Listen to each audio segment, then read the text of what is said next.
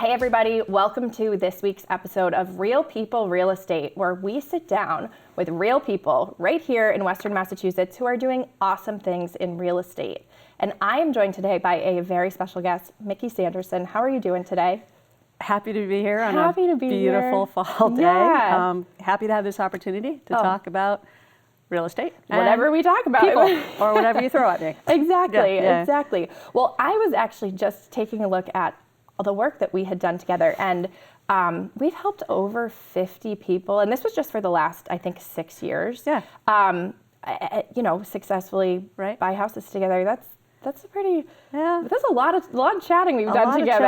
A lot of Lindsay, I need you. Yeah. Please help. Well, likewise. Yeah. And I think what rings true in every experience that I've had, what your buyers have said, is just your approach is so caring and also expert at the same time, right? So professional and caring, and I think that comes from, I was reading your bio, and it's extensive. So just a couple things I'm going to pull out. Your background in teaching, I definitely want to hit on that a little bit. And then you've been in real estate now for 20 years. Almost 20 years. Right? Yep. That's amazing. I said 2 decades the other day. I'm like, 2 decades. That's a long time. Yeah. Feels good though. On this show, everybody's 29, so it's funny that you started when you were 4. I don't know. Totally. Yeah.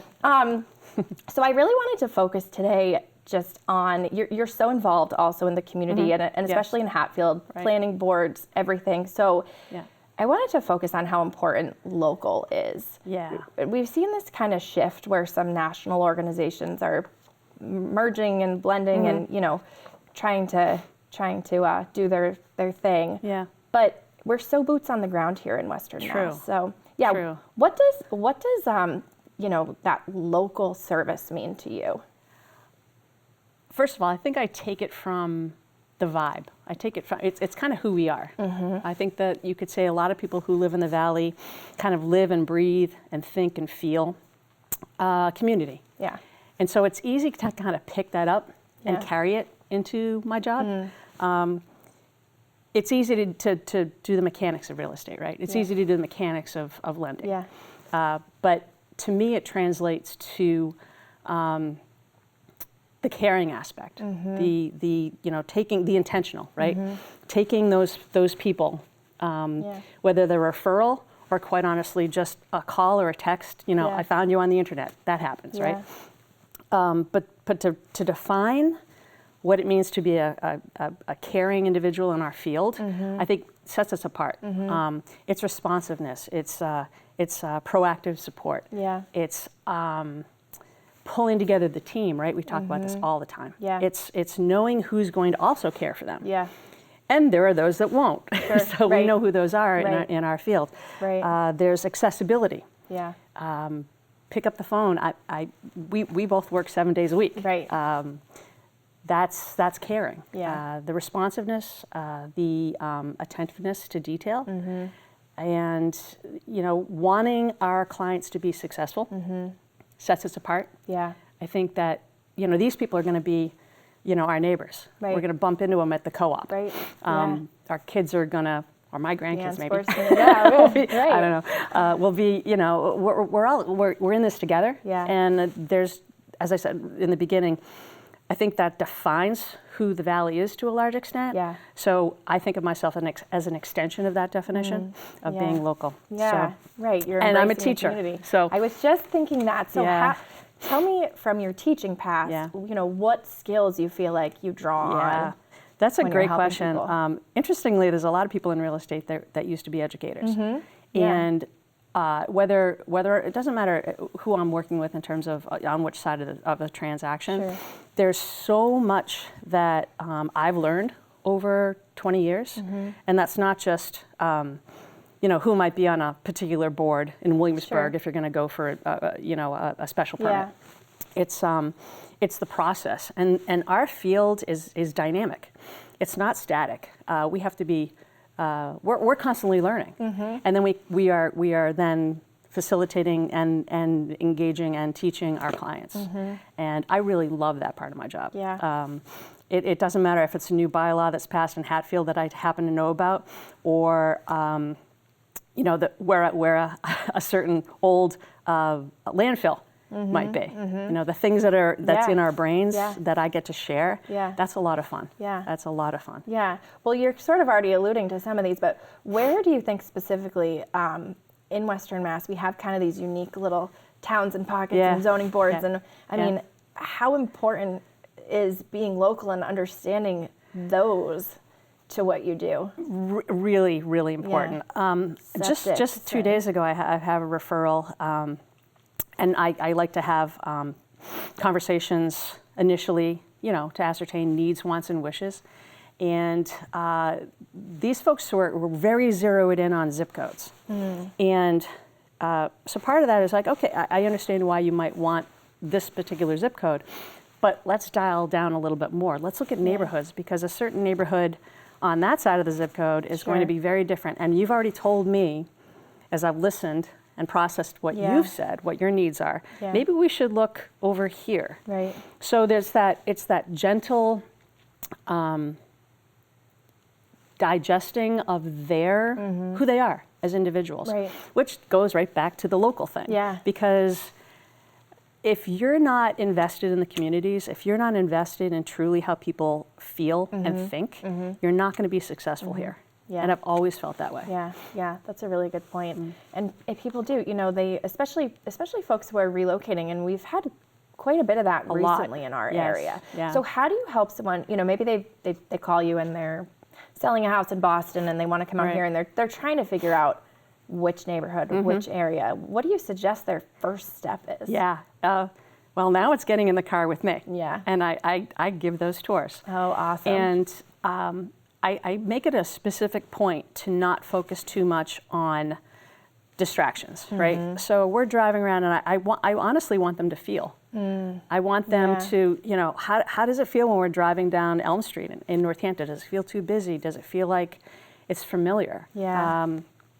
And invariably what happens, and sometimes those tours are like 2.5 hours. Can I take one of those with you, or do I have to buy a house? Sure. We'll stop for tea along the way, that's for sure.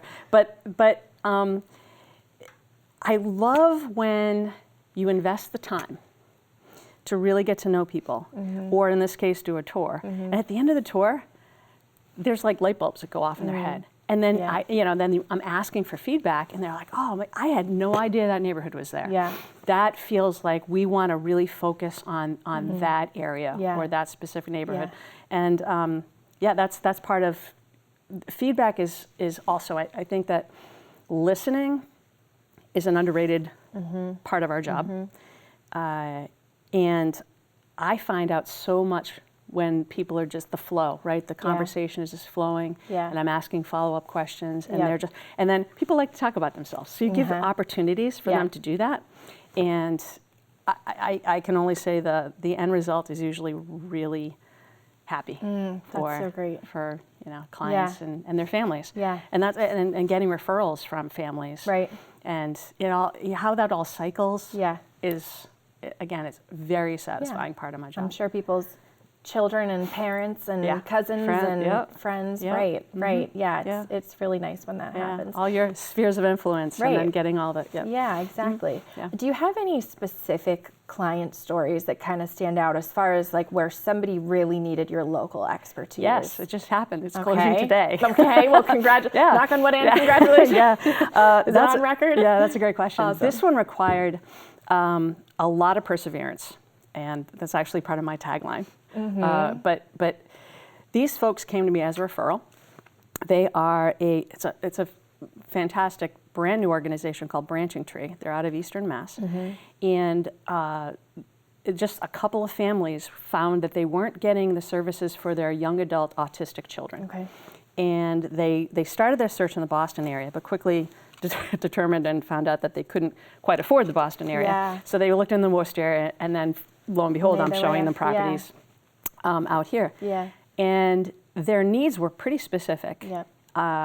And then when we really got into what their needs were, they needed multiple buildings on one lot. Which presents a lot of challenges with our bylaws and our the zoning, et cetera. So helping them navigate Williamsburg town, the town of Williamsburg, the personalities and the process was a big part of what I did for them. And there's also some overlap now with the city of Northampton helping out Williamsburg, because they're a small town. Right? There are a lot of lay people that don't have diplomas in planning, and so that was. And that's closing today. That's awesome. And it's going to be approved. They're going to get their special permit, and they're going to have a house that exists.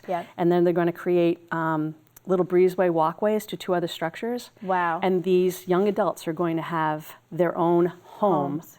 With caretakers and family to come and go. But it's on this beautiful bucolic 12-acre parcel. And there's a pool. So they're going to be able to do horticulture and swimming, and they're hoping to expand. Wow. So and they're coming to the valley to do that. Yeah. You know how things work. Right, exactly. Right? How things work. Who to go to and how to get it done. Have you mentioned a couple of times and needs, wants, and wishes list, right?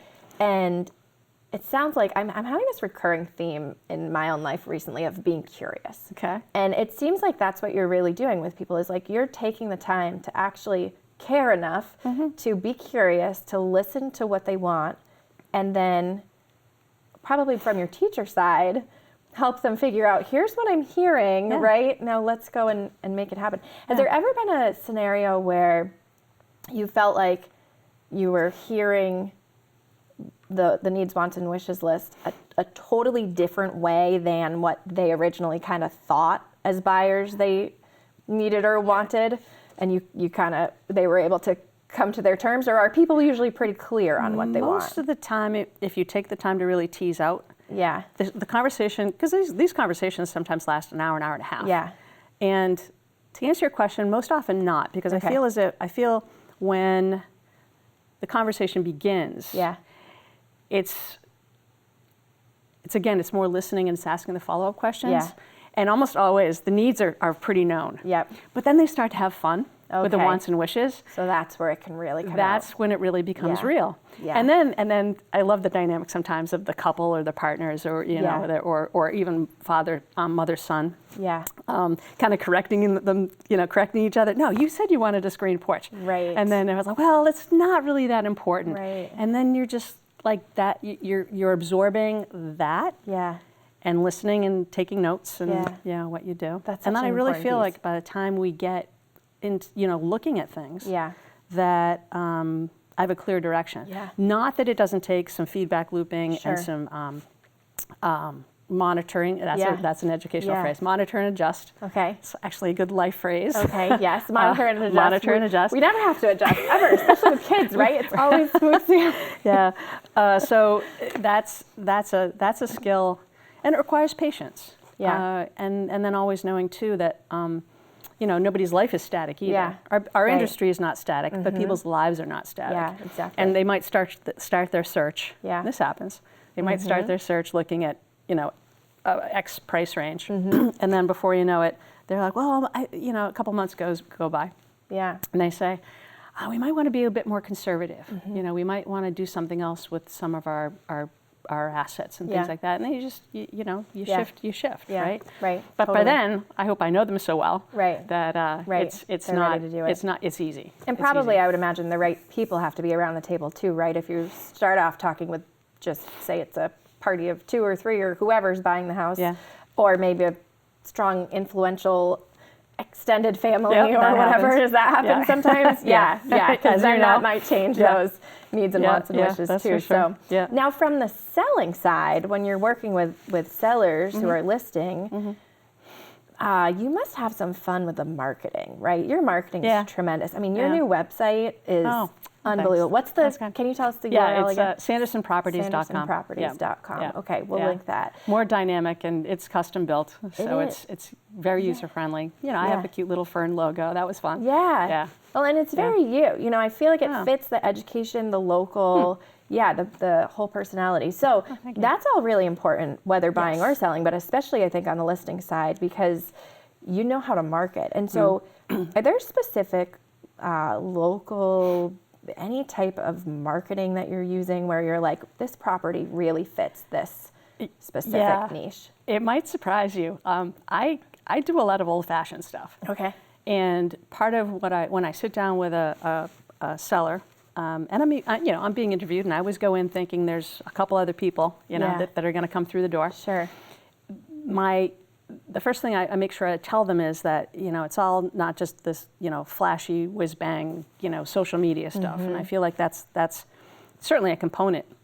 But I think part of what happened and what's happening for me after 20 years of doing this is that my knowledge of the people and the trust that's been built over the last 20 years translates so well into old-fashioned marketing. It's actually picking up the phone. Yeah. It's having conversations. Belly, yeah. As we do, right? Yeah. And you can post things on social media. Yeah. I find that a little impersonal. So going back to the old-fashioned way is, I think, pretty helpful. And I still like doing open houses. Yeah. And part of the reason I like to do that, because it is kind of the old-fashioned thing, right? You meet people coming in. Yeah. And I don't care if neighbors come in. Right. I want the neighbors to come in. Right. I want them to talk about the properties. I actually want them to tell me more about why they love living there. Right. And the connections you make at an open house almost invariably lead to something else. Yeah. And I can give my clients so much great feedback, and that typically just sets off a great transaction. I don't know how else to really put that. Yeah.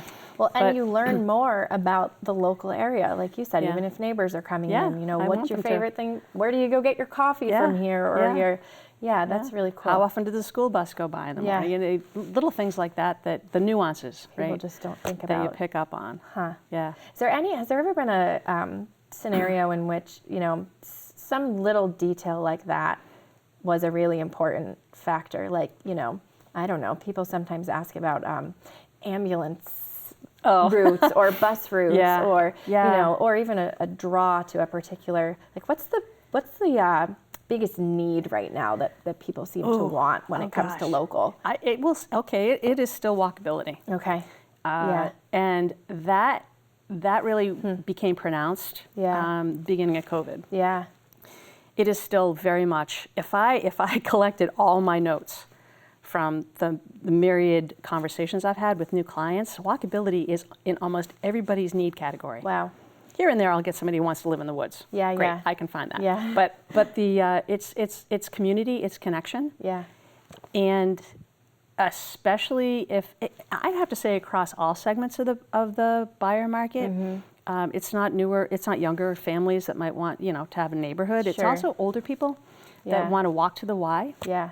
Want to know their neighbors. Yeah. And I'm going to go right back to what I said in the beginning about I feel like that is definitely a definition or a part of who we are in the Valley. Yeah. Yeah. And that's why people move here. It is. That's why people always want to move here. Yeah. Yeah. That's really so important. I mean, we hear it time and time again. It's like we do have this perfect little We're kind of in this sweet little bubble. Yeah, I mean, the hospitals, the college system, the economics, the political environment, the nature, arts. We could go on and on. I know. And you've had kids in the school systems, dogs, where you probably know where every walking area is, right? Yeah. And you've sat on all these different boards and planning committees, and really just dive into every aspect. Yeah. That's awesome. Yeah. So I think a lot of buyers now, they go online, right? And they end up connecting with some agent who's probably from maybe a larger company because they go to certain websites that I'm not going to call out on the show right now. But, and then they almost accidentally might get connected to someone because they plug their information into some form. Yes. And you've spent so much time now talking about how important a local team is too. Yes. So, how do you keep people in your local fold when their instinct now is just go online and take the path of least resistance? Yeah. Are you talking about in the beginning of the process? Or you're talking about I guess it could be at any time. Okay. Well, I was thinking beginning, but you are right because just like if you have an ailment, you start going on WebMD sometimes in the middle of the process. Yeah. I think that those people that might be jumping to that easier platform, if you will, or lending website. Sure. I'd like to think that they're doing that just as a preemptive or preliminary exploration. it's easy, not easy, that's the wrong word. When they might get in touch with me, I think after a brief conversation, just explaining some of the salient points that we've just discussed, it's easy to shift them and have them see the benefits of moving. Okay, they might say, I have this happens, I have a pre-approval from X. Sure. Did it online on Saturday night, Right. I'm good to go. Right. And then you gently tell them the advantages Sure. of perhaps, that's great, that's a foundation. Yep. Good for you, you've started the process. Yep. But using that as a catalyst to educate and tell them, kind of bring them back into the fold a little bit, educate them and say, that's great, would you be willing to try this avenue? Sure. Or this path, or talk to this person. Right. And you know I have called your pre-approval the gold ticket before. Oh, well, a thank little you. Willy Wonka reference. Thank you. It's true. So nice. It's very true. I didn't even plug you to say that. But yeah, and then that's so once you Yeah. have that conversation, then you can make the introductions to the local and folks that you're you building trust. trust. Yeah. And what the beauty of that is that things that I say or how I guide them in terms of just my experience and my expertise, but also how I can depend on the team. And that makes my job so much easier. You know, and then I get comments like, "Oh my gosh, that was the best referral. Yeah. You know, that inspector was amazing." Yeah. And that's what it's about. Yeah.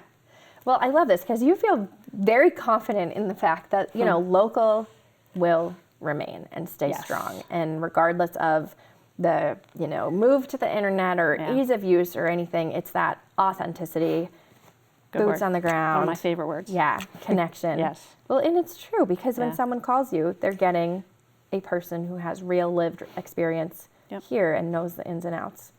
Any other words of wisdom or fun stories where you've really drawn on the local? Hold on. Yeah, go for it. I think I know what's this.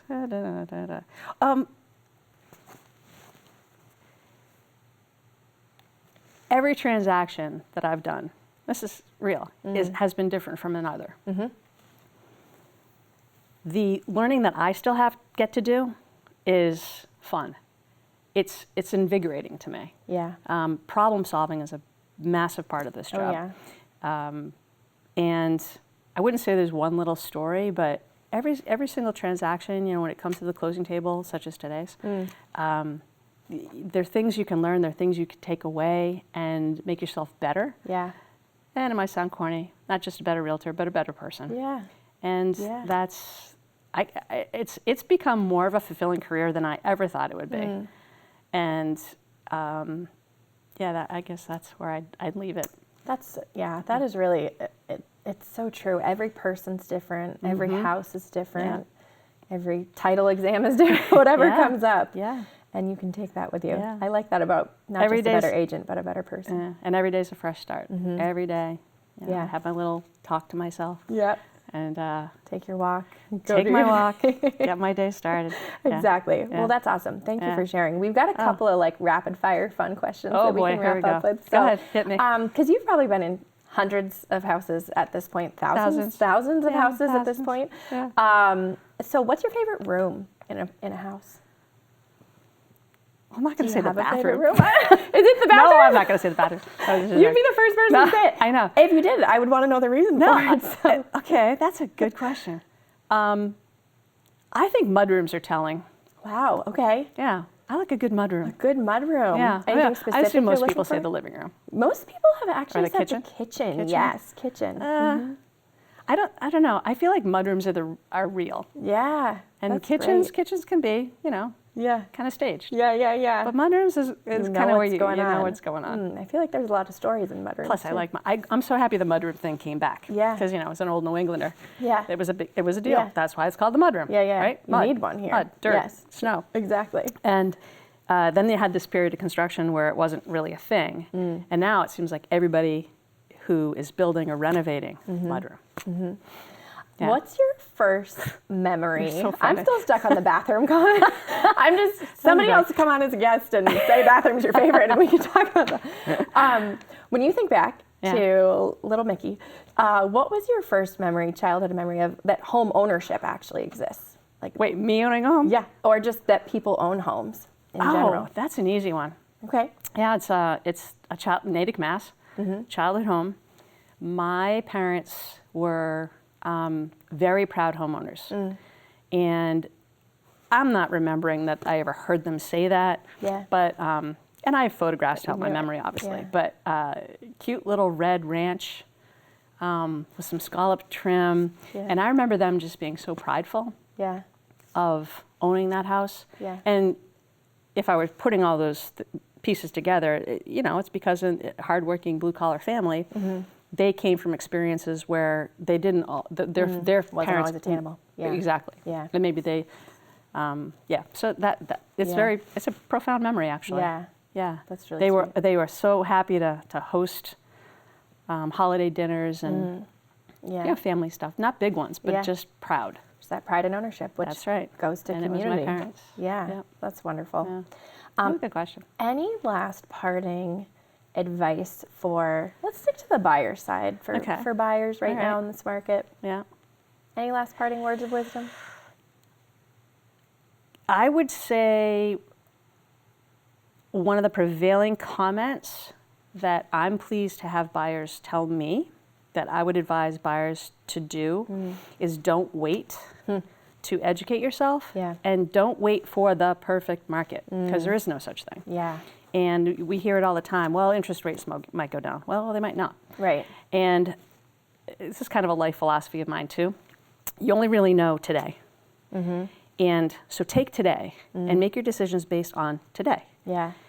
And it's never too early to do homework. It's never too early to kind of challenge yourself and dream a little bit. Yeah. And I think that is a big part of realizing, it's a self-fulfilling prophecy. It's the visualization. It's the imagining yourself. Yeah.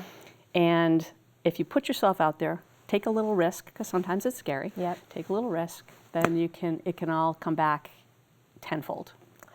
I love that. That's the teacher in you. All right. I feel like now I can go out and achieve the day. Get your real estate license. Yeah, well, no, that's for you. That's your side of the puzzle. Thank you so much for joining us pleasure. today. It was a lot of fun. It's really awesome. Yeah, and thank you, everybody, for being here on Real People of Real Estate. We hope you are really inspired by Micki's story. And if you're interested in being a guest, please let me know. We'd love to have you. We'll see you in a couple weeks.